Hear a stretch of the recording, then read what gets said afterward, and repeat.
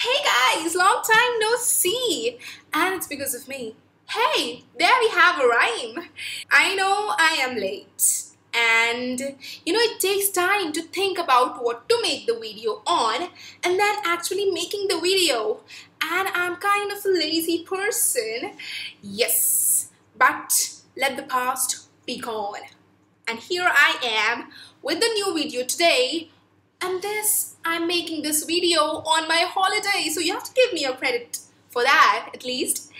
Yes, and today I have a beautiful video. But before that, I would like to thank all my 4,000 and plus subscribers for all the support they show despite me being lazy and making videos after such a long gap.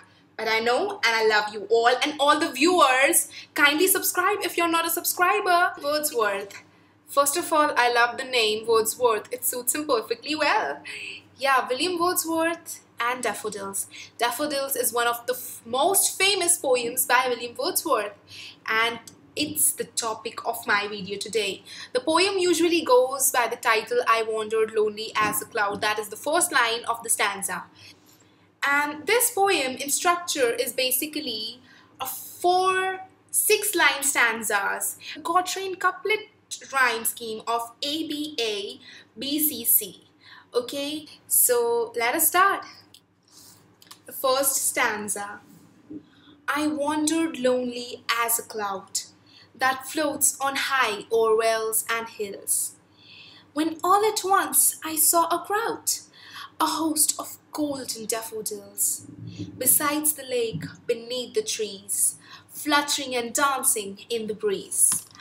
Now, in this stanza, we see that the poet is saying that he was wandering over the place like a cloud that wanders over places, seeing things and yet moving on.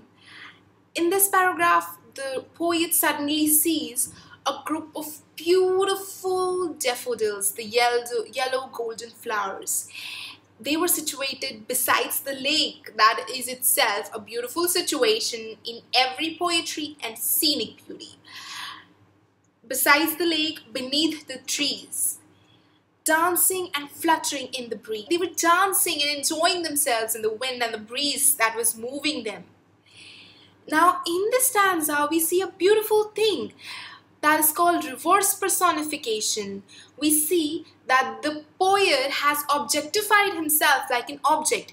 The poet portrays himself as an object, that is the cloud. He says that he is like a cloud that is moving over the valleys and the hills when he spots a host, a crowd of golden daffodils.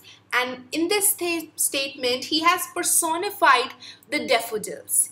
They have been personified by saying that they are dancing and moving like a person moves when he is happy. You see, this is a beautiful reverse personification. And in the second stanza we see, continuous as the stars that shine and twinkle on the Milky Way, they stretched in never-ending line along the margin of the bay. Along the margin of the bay, 1,000 saw I at a glance, tossing their heads in sprightly dance. In this second paragraph, we see that they are continuously sparkling like the stars that twinkle throughout the night, continuous. And they are stretched in a never-ending line that doesn't seem to end. They are like thousands and thousands of beautiful daffodils where the poet sees them and appreciates them. And they are tossing their heads in sprightly dance. When the wind is moving them, the flower is swaying on its stem. It seems like a beautiful dance.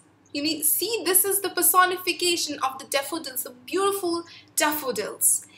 And in the third paragraph we see, the waves besides them danced, but they outdid the sparkling waves in glee. A poet could not be but gay in such a jocund company.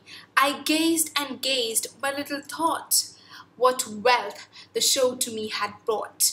Now in this stanza, the poet says that the waves beside, now we know that the daffodils are situated beside the lake, and the waves in the lake were also sparkling and moving with the wind. They also seemed to be dancing, but the dance and the movement of the daffodils outdid any movements beside them. They were better than the waves. A poet could not be more happy in such a joyful company.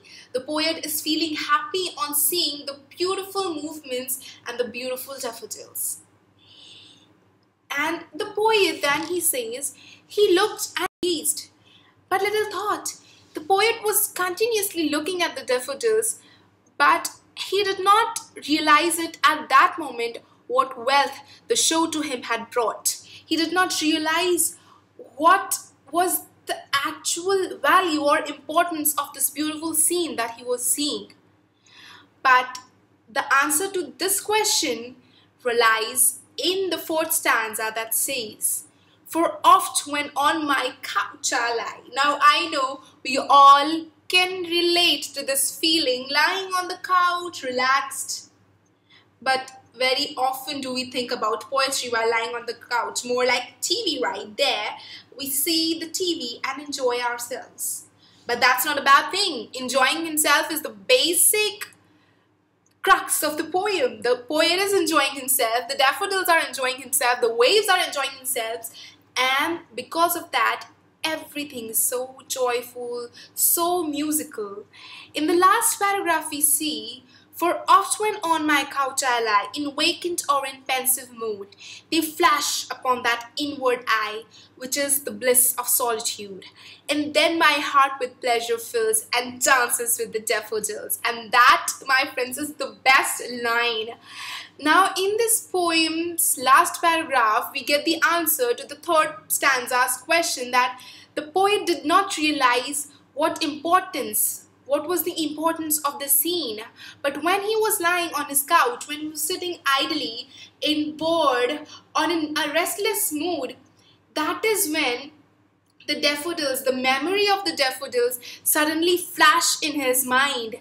And that is the bliss of solitude. Solitude, that is the bliss of being alone and enjoying the company of yourself and your memories and your thoughts all around you, being open to everything. That is the bliss of solitude. And the daffodils, the memory of daffodils, is the bliss of solitude for the poet.